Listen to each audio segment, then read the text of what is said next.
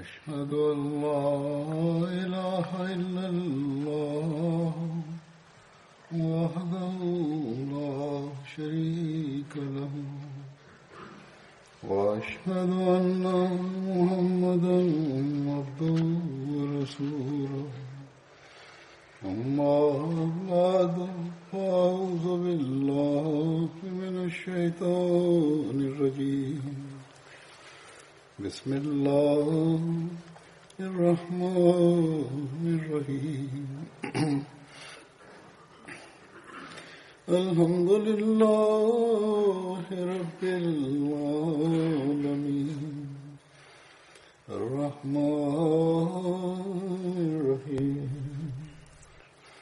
مالك يوم الدين إياك نعبد وإياك نستعين اهدنا الصراط المستقيم صراط الذين أنعمت عليهم غير المغضوب عليهم ولا الضالين. Ассаламу алейкум ва рахматуллах. Цикл проповедей о жизни сподвижников святого пророка, мир и благословение Аллаха да пребывает с ним, которые участвовали в битве при Бадре, продолжается. В предыдущей проповеди на эту тему, которую я произнес в Германии, была о Хазрате Абдуллахи бин Убайи бин Салюли, да будет доволен им Аллах.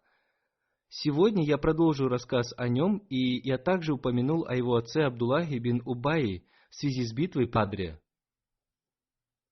Я рассказал, что когда святой пророк, мир и благословение Аллаха да пребывает с ним, принял совет молодых сподвижников и решил сражаться, выйдя из Медины, то Абдуллах бин Убайя со своими 300 сторонниками сначала вышел из Медины, но затем, проявив свое лицемерие и совершив предательство, вернулся со своими сторонниками в Медину.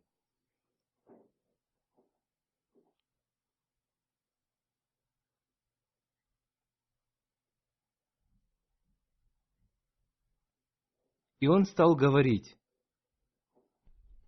Мухаммад, мир и благословение Аллаха да пребывает с ним, не принял моего предложения остаться в Медине и защищаться. Выход из Медины является самоубийством, и я не буду участвовать в этом плане.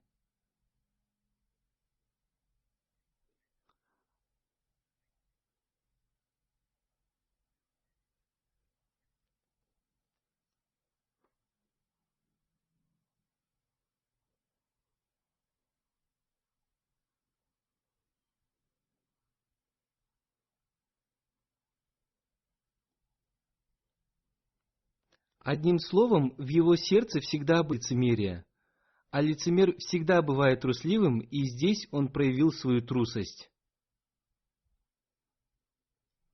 После его ухода вместе со своими 300 сторонниками в армии мусульман осталось только 700 человек.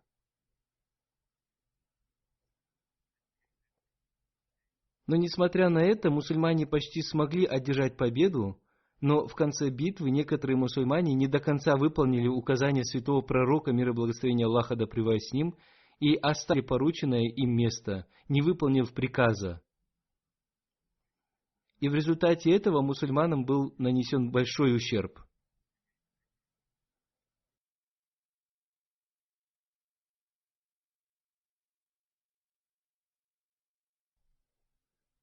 А теперь я расскажу о том, каким было поведение Абдуллаха бин Убая бин Салюля, и о том, что он сказал против святого пророка, мир и благословение Аллаха да пребывает с ним, и против его сподвижников, издеваясь над ними.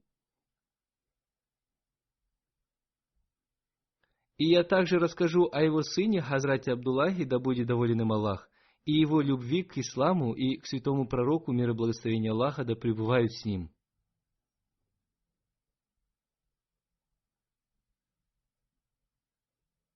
И из этого станет ясно, что он был готов пойти даже против своего отца, если его отец проявлял неуважение к исламу и святому пророку, мир и благословение Аллаха да пребывает с ним.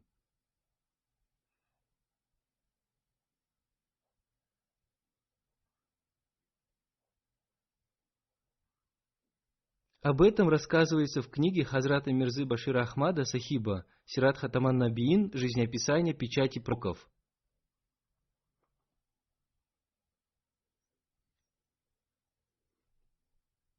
Он написал: «Исход битвы при Бадре оказал большое влияние на иудеев и лицемеров Медины. А после битвы при Ухуде Абдуллах бин Убай и другие лицемеры начали открыто издеваться над мусульманами, при этом святой пророк, мир и благословение Аллаха да пребывает с ним, относился к ним снисходительно.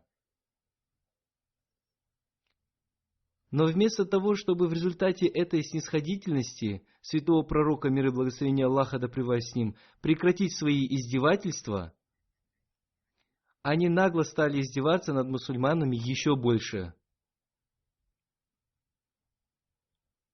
О том, как неуважительно относился Абдуллах бин Убай к святому пророку, мир и благословение Аллаха да пребывает с ним, и как сильно любил святого пророка, мир и благословение Аллаха да пребывает с ним, его сын Абдуллах, можно узнать из сущего события.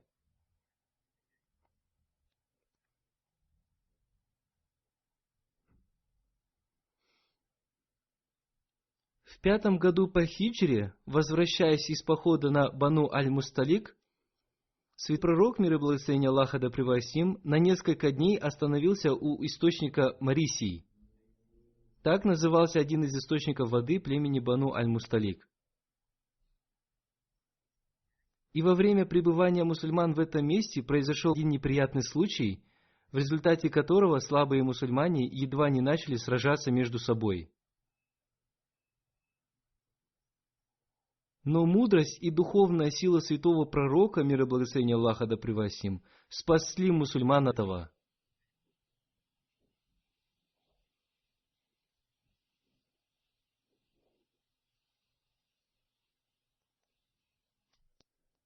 Случилось так, что слуга Хазрата Умара, да будет доволен им Аллах, по имени Джах, пришел набрать воды из источника Марисий, и в это время там находился человек по имени Синан, который был союзником ансаров. Между ними произошла ссора, и Джах ударил Синана.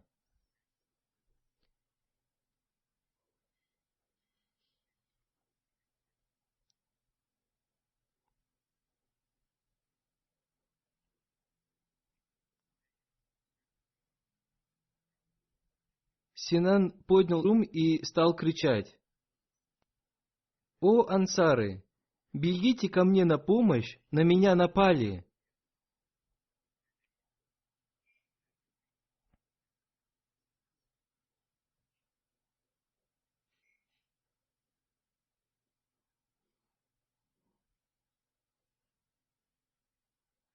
Джах тоже был невежественным человеком, и когда он услышал, что Синан зовет на помощь свой народ, он тоже стал кричать и звать на помощь мухаджиров.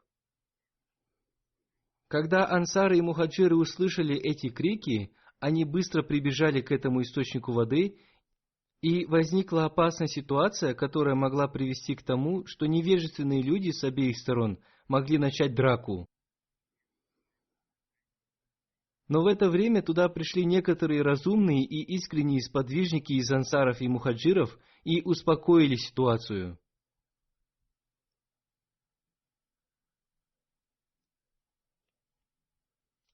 Когда святой пророк, мир и благословение Аллаха да пребывает с ним, услышал об этом, он выразил свое недовольство этим и сказал: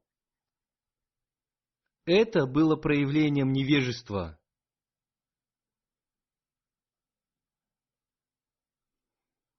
Как бы то ни было, эта проблема была решена.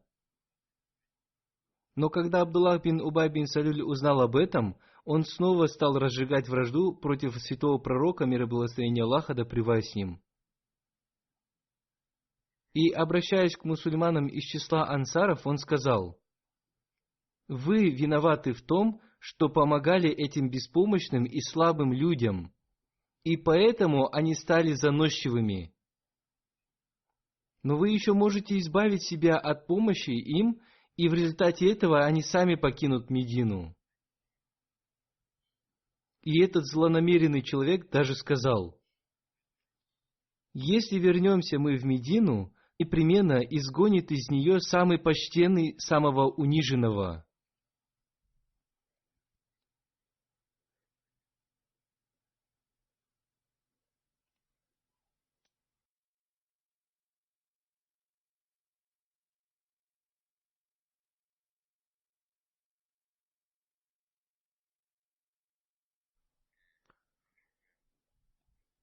Эти слова есть в Священном Коране в суре Аль-Мунафикун, лицемеры.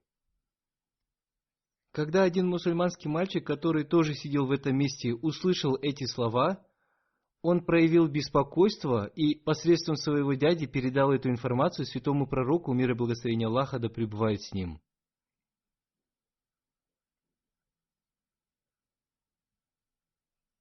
Посмотрите, какими искренними, преданными и умными были дети в то время. Они могли понять, что является правильным и неправильным. Когда его дядя рассказал об этом святому пророку, мир и благословение Аллаха да пребывает с ним, в это время рядом с ним находился Хазрат Умар, да будет доволен им Аллах. Услышав эти неуважительные слова в отношении пророка Аллаха, мир и благословение Аллаха да пребывает с ним, Хазрат Умар, да будет доволен им Аллах, наполнился гневом и сказал: «О пророк Аллаха, разреши мне отрубить голову этому лицемеру».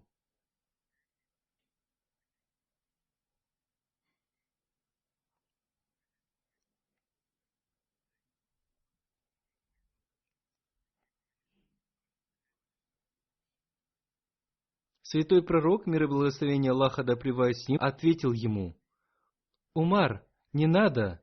Разве тебе понравится, если люди будут говорить, что Мухаммад убивает своих союзников?»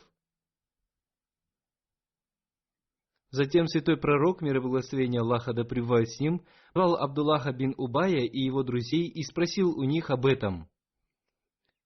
Все они стали клясться, что ничего такого не говорили. Некоторые ансары, тоже ходатайствуя за них, сказали, что, вероятно, Зайд бин Кам ошибся. Абдуллах бин Убай не мог так сказать. И святой пророк, мир и благословение Аллаха да пребывает с ним, принял их ответ и не принял слова Зайда, и Зайду это было очень неприятно. Но затем кораническое откровение подтвердило слова Зайда и назвало лицемеров лжецами.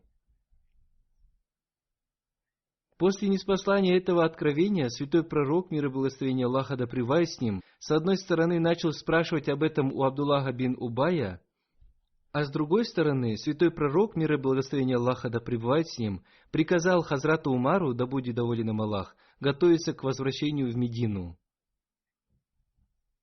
Это был день, и это было то время, в которое святой пророк, мир и благословение Аллаха да пребывает с ним, обычно не выходил в путь, потому что днем было очень жарко, и путь в это время доставлял большие неудобства.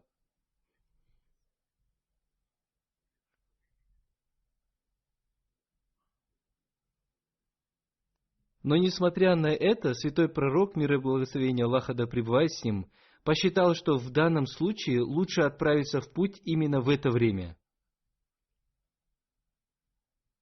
И по приказу святого пророка, мир и благословение Аллаха да пребывает с ним, исламская армия сразу же была готова отправиться в путь.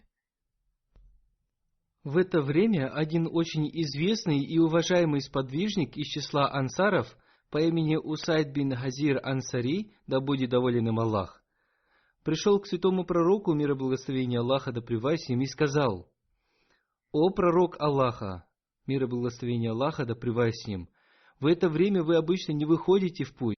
Что случилось сегодня, что вы решили выступать именно в это время?» И святой пророк, мир и благословение Аллаха да пребывает с ним, сказал: «О Усайд, разве ты не слышал, какие слова произнес Абдуллах бин Убай? Он сказал: если вернемся в Медину, то непременно изгонит из нее самый почтенный, самого униженного». Хазрат Усайд сказал: «Да, пророк Аллаха, вы говорите правильно.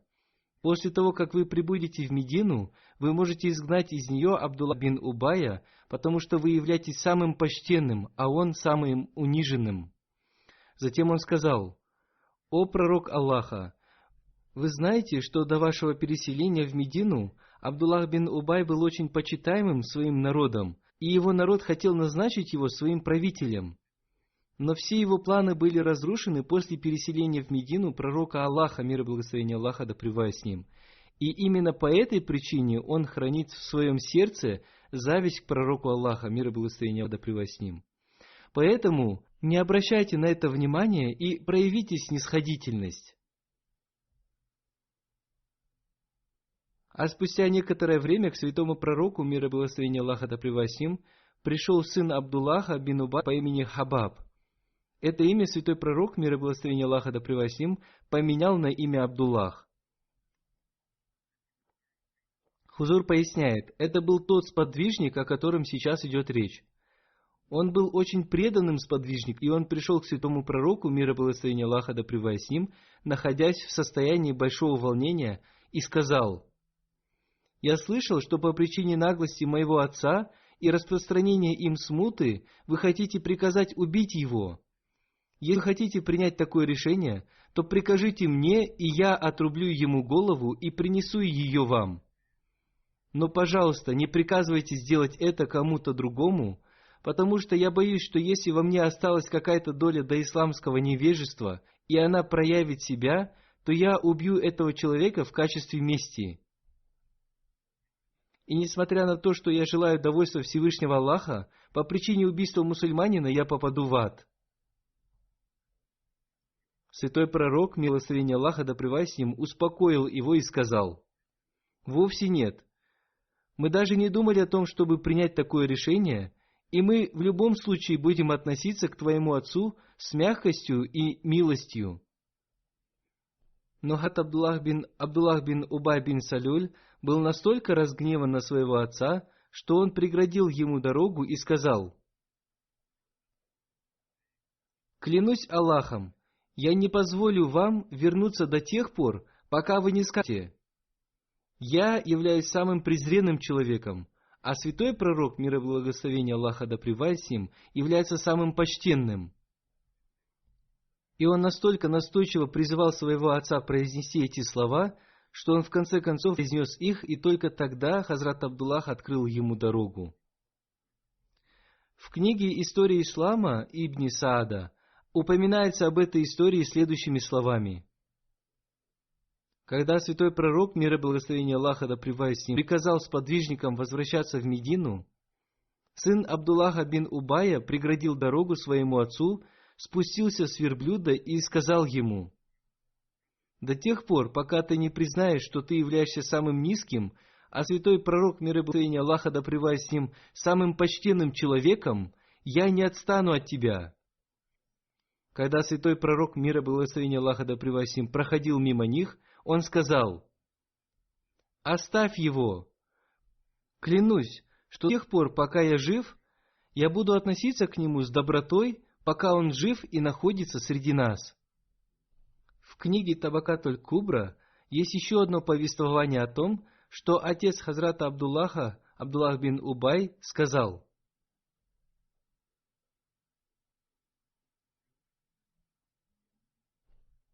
«Непременно изгонит из нее самый почтенный самого униженного». И в ответ на это Хазрат Абдуллах сказал святому пророку, мир и благословение Аллаха да пребывает с ним, о своем отце: «О пророк Аллаха, он и является самым униженным, а вы являетесь самым почтенным». Затем лицемеры стали выдвигать еще одно обвинение в связи с событием, которое произошло в местности Ифка. И зачинщиком этого также был Абдуллах бин Салюль. Это событие произошло во время возвращения из похода на Бану Аль-Мусталик, когда лицемеры стали выдвигать наглые обвинения против Хазрат Айши, да будет доволен ею Аллах.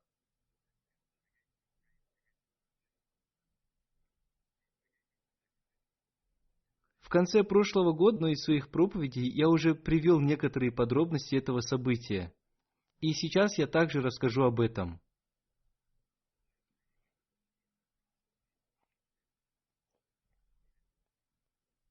Относительно этого события есть повествование Хазрат Айши, да будет доволен ею Аллах. И я приведу только часть этого повествования. Хазрат Айша, да будет доволен ею Аллах, передала: когда святой пророк, мир и благословение Аллаха да пребывает с ним, принимал решение отправиться в путешествие, то посредством жребия он выбирал, какая из его жен будет сопровождать его в этом путешествии. Для этого путешествия жребий выпал мне. По великой хиджабе в это время уже было ниспослано.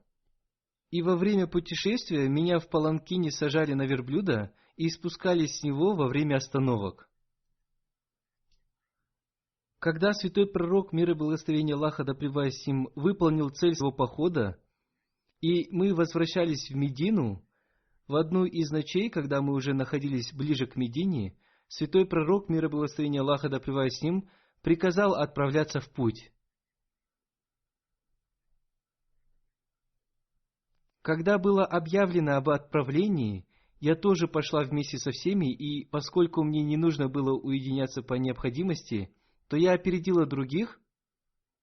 Но когда я после этого пришла к верблюду и дотронулась до своей шеи, чтобы убедиться, что мое ожерелье из агата на мне, то я обнаружила, что его нет, и я вернулась, чтобы найти это ожерелье. В это время люди, которые должны были устанавливать мой паланкин, решили, что я уже нахожусь в нем, и они установили его на верблюда. И ушли вместе с этим верблюдом. Когда я нашла свое ожерелье, армия уже ушла, и я вернулась к тому месту, откуда мы должны были продолжать свое путешествие. И подумала, что когда они обнаружат, что меня нет в паланкине, они вернутся обратно, и я заснула.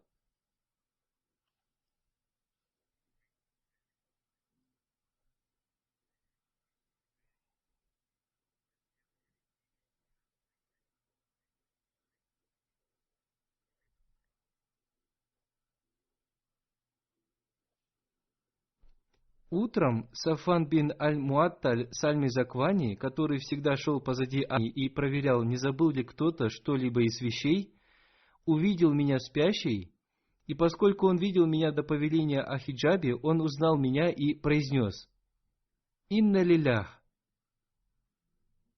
И в результате я проснулся. Он опустил на землю своего верблюда, и я села на него. Сафан взял в руки поводья, и мы тронулись в путь. И мы присоединились к армии в то время, когда все остановились на дневной отдых.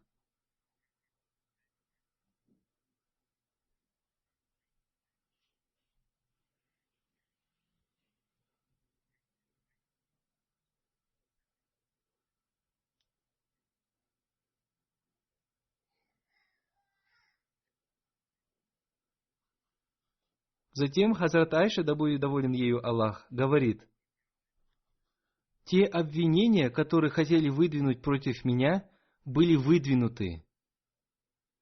Зачинщиком этих обвинений был Абдуллах бин Салюль.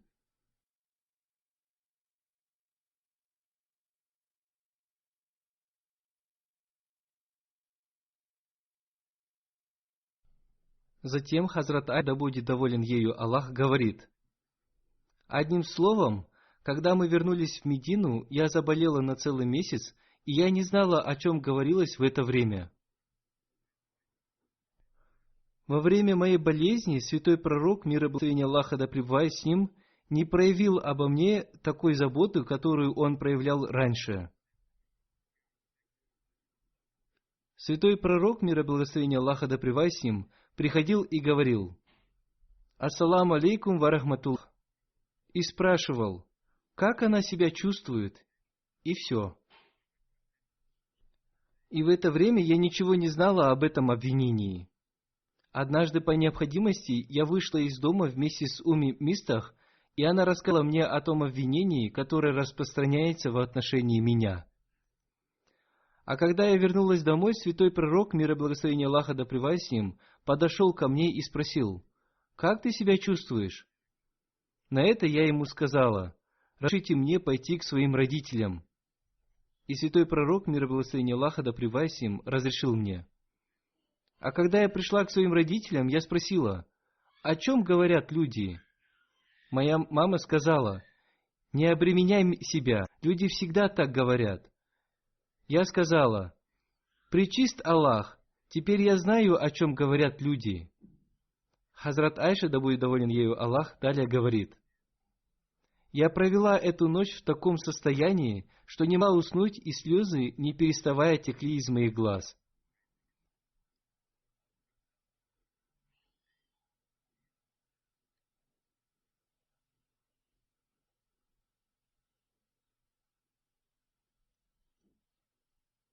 Одним словом, это обвинение получило распространение, и святой пророк, мир и благословение Аллаха да пребывает с ним, посоветовался с некоторыми из своих сподвижников и, позвав Бариру, которая была служанкой Хазрат Айши, да будет доволен ею Аллах, спросил,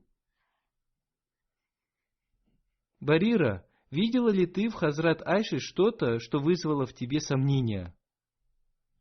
Барира сказала, «Нет, вовсе нет. Я не видела ничего такого». И добавила, «Клянусь Аллахом, который прислал вас с истиной, что я не видела ничего такого, что можно назвать плохим, кроме того, что по причине юного возраста ей хочется больше поспать, и иногда она оставляет муку без присмотра, и ее едят овцы». Услышав это, святой пророк, мир и благословение Аллаха да пребывает с ним, в этот же день обратился к своим сподвижникам и, упомянув Абдуллаха бин Убай бин Салюля, сказал, «Как следует относиться к тому человеку, который причинил мне такую боль в связи с обвинением моей жены?» Затем святой пророк, мир и благословение Аллаха да пребывает с ним, сказал, «Я клянусь Аллахом, что относительно своей жены я знаю только хорошее, и о том человеке, против которого выдвигают это обвинение, я тоже ничего плохого не знаю. И он никогда не приходил ко мне домой без меня, и когда меня не было дома». Затем рассказывает Хазрат Айша, да будет доволен ею Аллах. Святой пророк, мир и благословение Аллаха да пребывает с ним, спросил об этом непосредственно у меня, и я сказала, «Клянусь Аллахом, я знаю, что вы слышали, о чем говорят люди в связи с этим обвинением. И если я скажу, что я ни в чем не виновата, и ничего такого не случилось, и Всевышний Аллах знает, что я действительно ни в чем не виновата, то вы не поверите мне, и если я соглашусь с частью того, о чем вы говорите, хотя Всевышний Аллах знает, что я ни в чем не виновата, то вы поверите мне, потому что это получило широкое распространение, и даже некоторые сподвижники говорят об этом».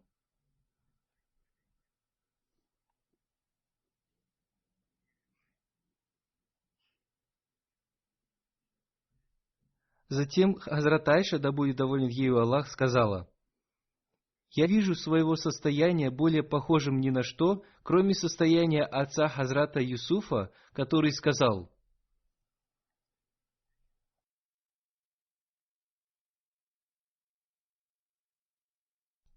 и Аллах тот, у кого следует просить помощи против того, что вы описываете».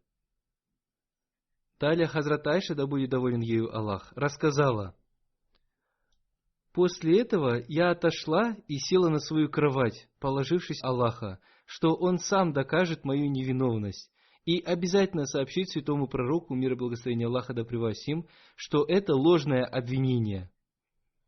Затем Хазрат Айша, да будет доволен ею Аллах, рассказала, «После того, как все это рассказала святому пророку, мир и благословение Аллаха да пребывает с ним, он еще не встал со своего места, на котором сидел, и все члены семьи святого пророка, мир и благословение Аллаха да пребывает с ним, оставались в том же месте, и в это время святому пророку, мир и благословение Аллаха да пребывает с ним, было ниспослано откровение. И когда святой пророк, мир и благословение Аллаха да пребывает с ним, получал это откровение, он ощущал физическую боль, и все его тело покрылось потом. Затем Хазрат Айша, будет доволен ею Аллах, рассказывает, и после того, как святой пророк, мир и благословение Аллаха да пребывает с ним, получил откровение, он улыбнулся, и первое, что он сказал, были слова: «О Айша, поблагодари Аллаха, потому что он очистит тебя от этого обвинения. Моя мама сказала мне: иди к святому пророку, мир и благословение Аллаха да пребывает с ним. Но я сказала: клянусь Аллахом, я ни в коем случае не буду благодарить ни его, никого другого, кроме Аллаха, потому что он не спаслал это откровение. И слова этого откровения были следующие: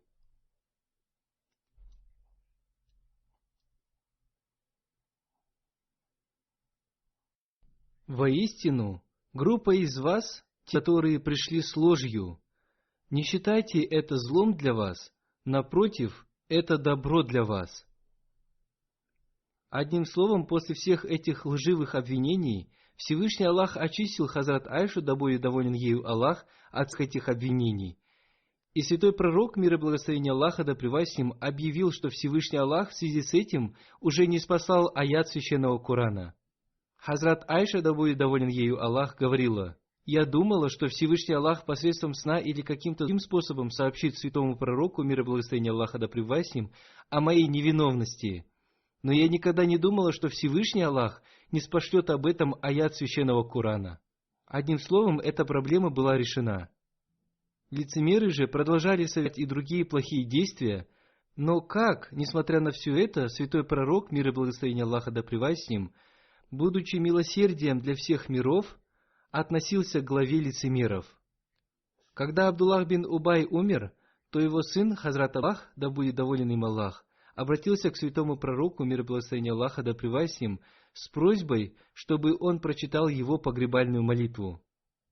И он также попросил у святого пророка, мир и благословение Аллаха да пребывает с ним, его рубашку, что использовать ее в качестве савана для своего отца, в надежде на то, что благодаря этому Всевышний Аллах проявит снисходительность к его грехам. А согласно другим повествованиям, он попросил святого пророка, мир и благословение Аллаха да пребывает с ним, подарить ему рубашку в качестве савана для его отца, прочитать его погребальную молитву и прочитать для него молитву истихфар. Святой пророк, мир и благословение Аллаха да пребывает с ним, подарил ему свою рубашку и сказал: «Когда вы закончите процедуру похорон, позовите меня». Когда святой пророк, мир и благословение Аллаха да пребывает с ним, собирался прочитать его погребальную молитву, Хазрат Умар, да будет доволен им Аллах, сказал: «О пророк Аллаха, Всевышний Аллах запретил вам читать погребальную молитву для лицемеров». Святой пророк, мир и благословение Аллаха да пребывает с ним, сказал: «Всевышний Аллах предоставил мне выбор, я могу читать для них истихфар или не читать». И затем святой пророк, мир и благословение Аллаха да пребывает с ним, прочитал его погребальную молитву, но потом, когда Всевышний Аллах категорически запретил читать погребальную молитву для лицемеров, святой пророк, мир и благословение Аллаха да пребывает с ним, больше никогда не читал их погребальную молитву.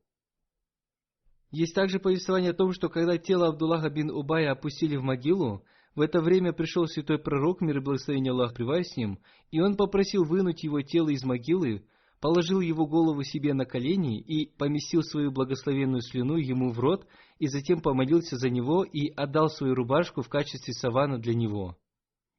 Есть еще одно повествование, в котором Хазрат Джабир бин Абдуллах, да будет доволен им Аллах, повествует, что после битвы при Бадре в числе пленных был Хазрат Аббас, дядя святого пророка, мир и благословение Аллаха да пребывает с ним, и на нем не было рубашки. Святой пророк, мир и благословение Аллаха да пребывает с ним, стал искать для него подходящую рубашку, и ему подошла только рубашка Абдуллаха бин Убая. И святой пророк, мир и благословение Аллаха да пребывает с ним, надел на Хазрата Аббаса эту рубашку.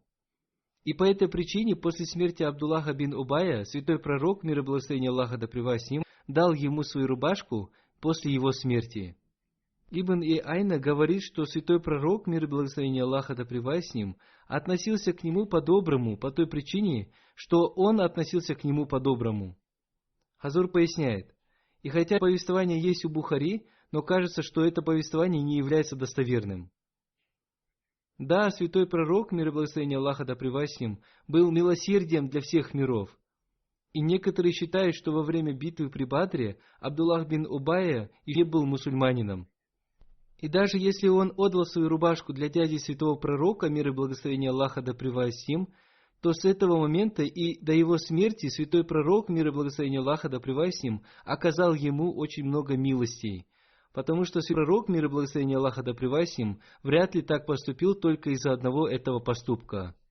По моему мнению, святой пророк, мир и благословение Аллаха да пребывает с ним, подарил ему свою рубашку из-за того, что его сын, Хазрат Абдуллах, да будет доволен им Аллах, всегда проявлял мужество в отношении ислама и святого пророка, мир и благословение Аллаха да пребывает с ним, и всегда защищал свою веру, и в связи с этим строго относился даже к своему отцу и святому пророку, мир и благословение Аллаха да пребывает с ним. Так поступил в его поддержку и в качестве проявления уважения к его желанию. Хазрат Умар, да будет доволен им Аллах, передал, что когда Хазрат Абдуллах бин Убай бин Салюль умер, то святого пророка, мир и благословение Аллаха да пребывает с ним, попросили, чтобы он прочитал его погребальную молитву. И когда он стал молиться за него, я быстро подошел к нему и сказал: «Вы читаете погребальную молитву Абдуллаха бин Убая, но он говорил то-то, то-то», и я стал перечислять проявление его неуважения к святому пророку, мир и благословение Аллаха да пребывает с ним. Святой пророк, мир и благословение Аллаха да пребывает с ним, улыбнулся и сказал: «Умар, отойди». А когда я стал настойчиво говорить об этом, то святой пророк, мир и благословение Аллаха да пребывает с ним, сказал: «Всевышний Аллах предоставил мне право выбора, и я принял для себя решение, и если бы я узнал, что если я прочитаю за него истигфар более 70 раз, то он будет прощен, я бы прочитал его больше 70 раз». Затем святой пророк, мир и благословение Аллаха да пребывает с ним, прочитал его погребальную молитву и вернулся.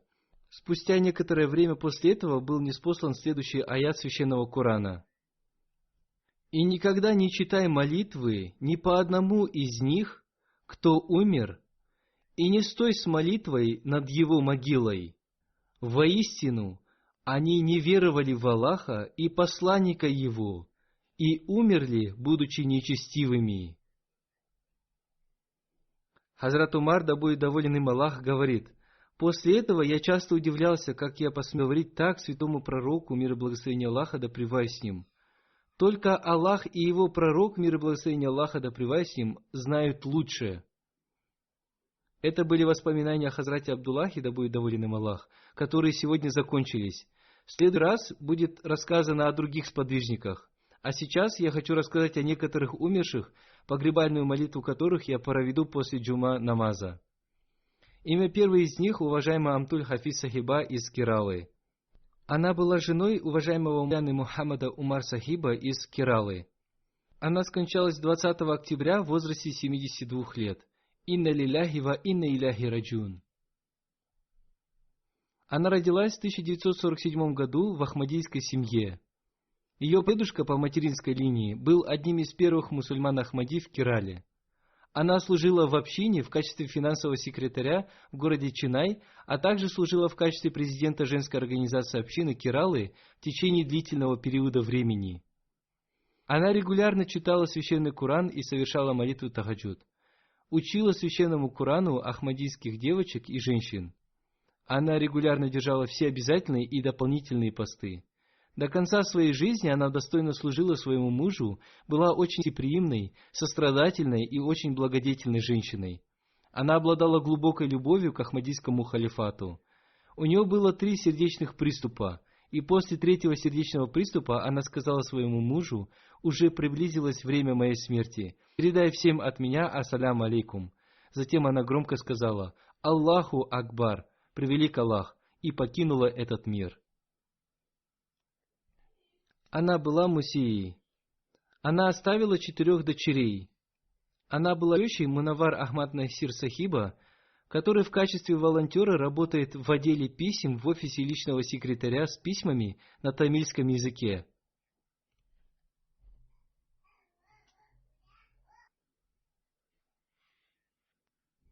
Мавлви Мухаммад Умар Сахиб пишет: в 1961 году, после того, как я сдал экзамен по арабскому языку, сначала я преподавал в Ахмадийском университете, затем меня отправили в Хайдарабад в качестве миссионера, и в это время там произошел один случай.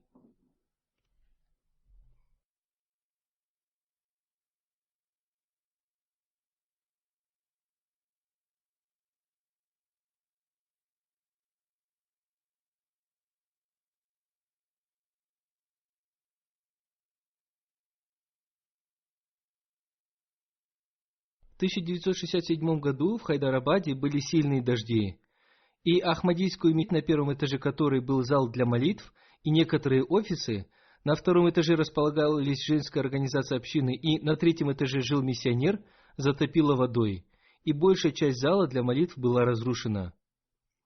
В то время меня там не было, а когда я приехал, то был шокирован тем, что все здание было затоплено, а жена стояла в углу третьего этажа с его 3-месячной дочерью на руках.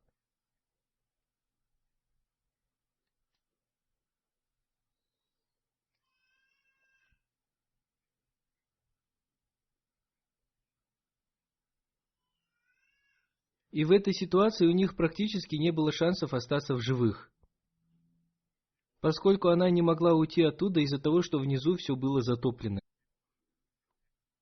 И никто из спасателей не хотел идти в это опасное место. Но один пожилой человек из команды спасателей сказал: «Если даже мне придется пожертвовать своей жизнью, чтобы спасти эту женщину и ее дочь, то я сделаю это». И затем он с помощью лестницы спас его жену и дочь. И таким образом они остались живы.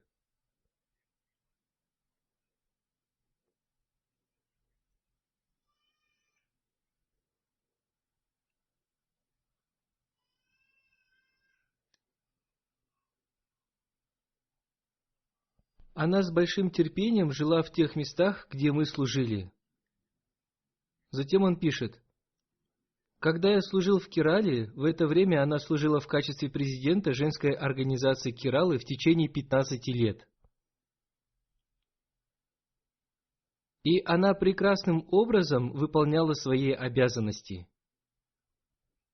С 2007 по 2014 год она жила в Кадьяне, в то время как ее муж служил в качестве руководителя отдела Ислаху и Рашад, отдела по исправлению и воспитанию членов общины. И в это время она ежедневно молилась в Байтуль-Дуа. В 2015 году она имела возможность совершить умру. После молитвы Фаджр она ежедневно читала священный Коран и затем хадисы, и это было ее постоянной практикой. Всевышний Аллах даровал ей возможность сохранить этот порядок до дня ее смерти. Она с большим интересом читала книги Хазрата Обетованного Мессии, мир ему, и имела большой интерес к обретению знаний. Такими качествами должна обладать супруга миссионера. Она прекрасно понимала важность и ценность миссионеров и должностных лиц общины и проявляла большое уважение к ним. Она была очень гостеприимной. Да отнесется к ней Аллах снисходительно, и да возвысит Он ее степени в раю. И дай Аллах, чтобы ее потомки стали наследниками ее молитв.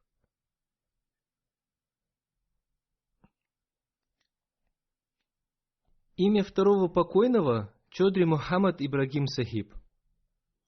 Он был менеджером и публицистом ежемесячного журнала общины Пакистана под названием «Ансаруллах». Он скончался 16 октября в возрасте 82 лет. Инна лилляхи ва инна иляхи раджиун. В 1957 году его назначили секретарем организации «Ансаруллах». В 1960 году, когда стал выходить ежемесячный журнал «Ансаруллах», он назначен менеджером и публицистом этого журнала. И до 2004 года он достойно выполнял свои обязанности. В организации Ансаруллах общины Пакистана он служил в качестве офис-менеджера, заместитель управляющего по делам и в качестве секретаря этой организации. В 2003 году в связи с его работой в журнале Ансаруллах против него было выдвинуто обвинение, и он был объявлен в розыск. После этого, по моему разрешению, он переехал в Лондон и 9 лет служил в организации Ансаруллах и в Маджлисе Амла. Он был муси. И незадолго до своей смерти он вернулся в Пакистан в связи с лечением своей болезни, и там скончался. У него остались одна дочь, 5 сыновей и несколько внуков и внучек. Да отнесется к нему Аллах снисходительно и с милосердием. И дай Аллах, чтобы его потомки продолжили его хорошие дела и всегда были верными и искренними по отношению к институту Ахмадийского халифата.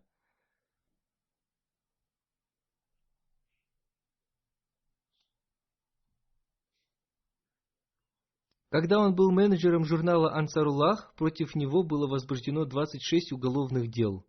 И в связи с этим 1 месяц он был заключенным на пути Аллаха. Имя третьего покойного, уважаемый Раджа Масуд Ахмад Сахиб, который был сыном уважаемого Раджи Мухаммад Наваз Сахиба из города Пиндаданхан. Скончался после продолжительной болезни 19 октября в возрасте 69 лет. Инна лиляхи ва инна иляхи раджун.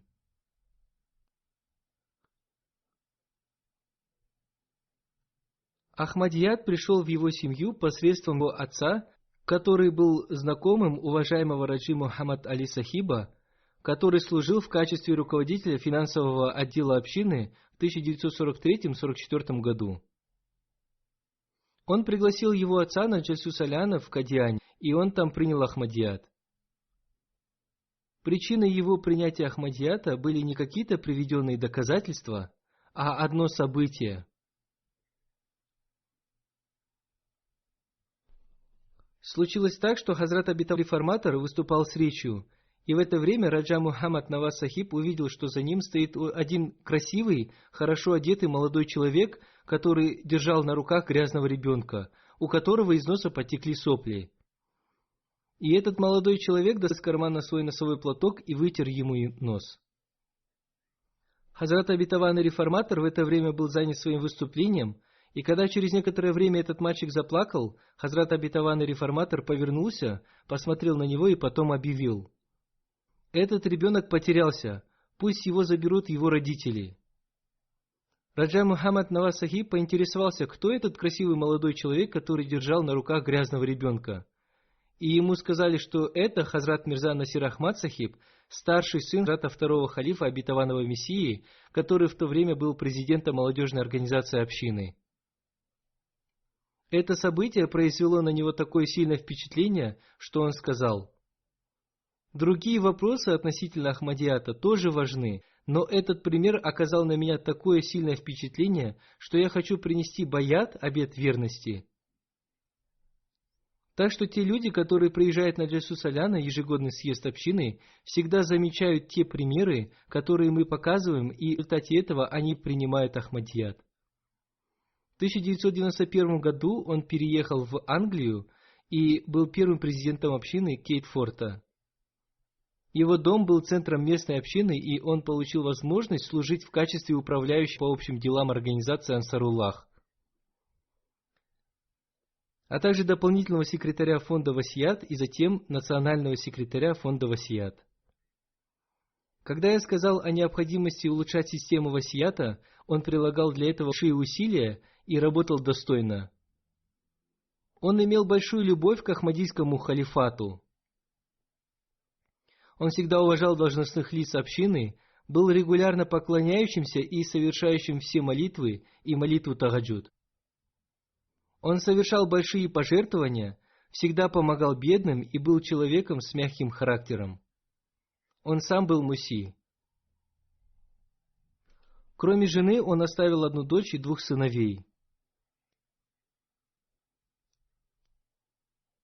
Да отнесется к нему Аллах милосердно и снисходительно.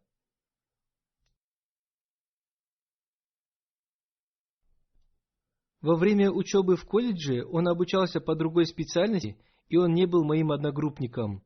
Но мы учились в одном колледже, и поэтому можно сказать, что он был моим сокурсником. Мы изучали язык урду в одном классе, и в это время я заметил в нем много хороших качеств. Он никогда никому не мешал и был всегда занят своими делами. Да возвысит Всевышний Аллах его степени в раю.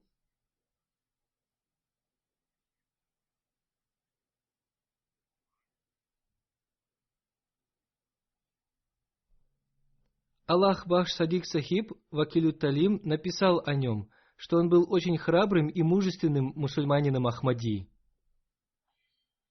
Наша мечеть в городе Джахлам была очень старой. Ее потолок гнулся, и пол также находился в очень плохом состоянии. В 1984 году, после принятия закона против Ахмадията, было невозможно не только строительство новых мечетей, но даже ремонт старых. Но Раджа Сахиб с большим мужеством взял на себя реконструкцию мечети и очень разумным образом, после консультации с главой общины Джахлум, завершил этот проект.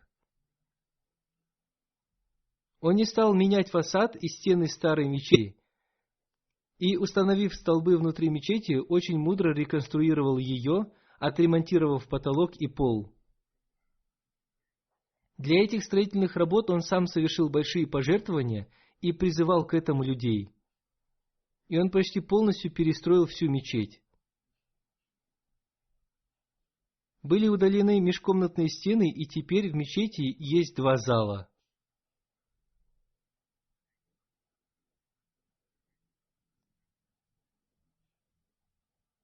Имя 4-й покойной, уважаемая Салиха Анвар Абру, которая была женой уважаемого Анвара Али Абру Сахиба из Синда.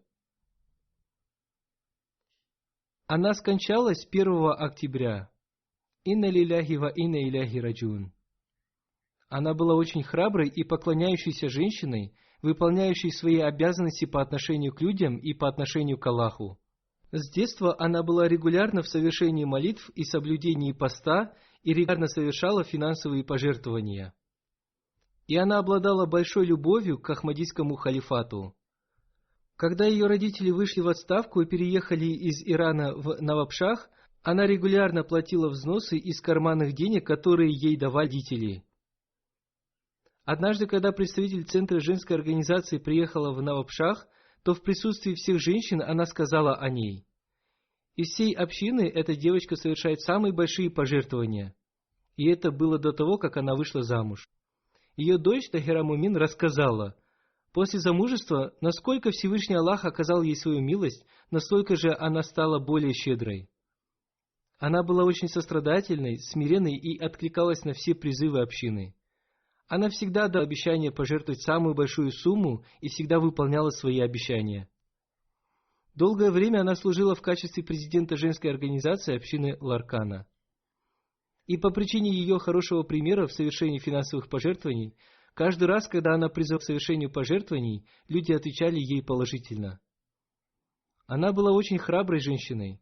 Когда она вышла замуж, в то время в Синде общество было не очень цивилизованным, но несмотря на это, она прожила всю свою жизнь далеко от нововведений. Ее естественная жизнь была очень успешной. Она ко всем относилась очень хорошо и соблюдала права всех родственников, и очень хорошо относилась к родственникам своего мужа. Ее дочь пишет: «Все члены женской организации всегда вспоминают ее и говорят, что каждый раз, когда у нас были какие-то проблемы, мы всегда рассказывали ей о них, и она каждый раз советовала нам больше молиться, и сама тоже молилась за нас.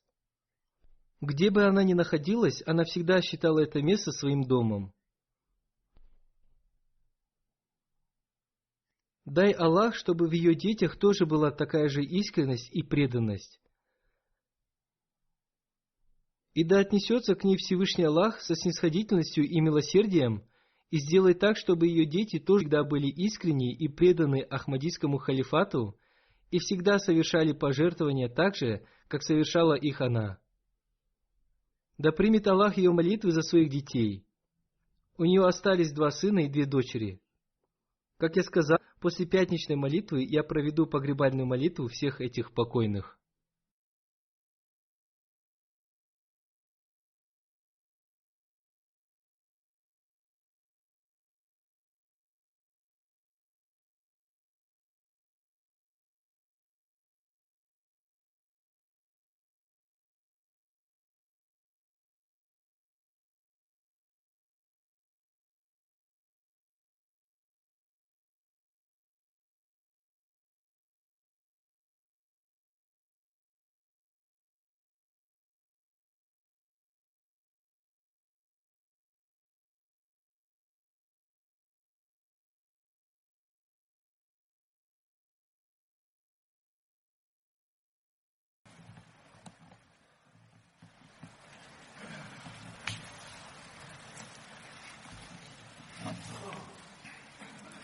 الحمد لله نحمده ونستعينه ونستغفره ونؤمن به ونتوكل عليه ونعوذ بالله من شرور أنفسنا ومن سيئات أعمالنا من يهده الله فلا مضل له ومن يضلل فلا هادي له ونشهد أن لا إله إلا الله ونشهد أن محمدا عبده ورسوله عباد الله رحمكم الله إن الله يأمر بالعدل والإحسان وإيتاء ذي القربى وينهى عن الفحشاء والمنكر والبغي يعظكم لعلكم تذكرون اذكروا الله يذكركم وادعوه يستجب لكم ولذكر الله أكبر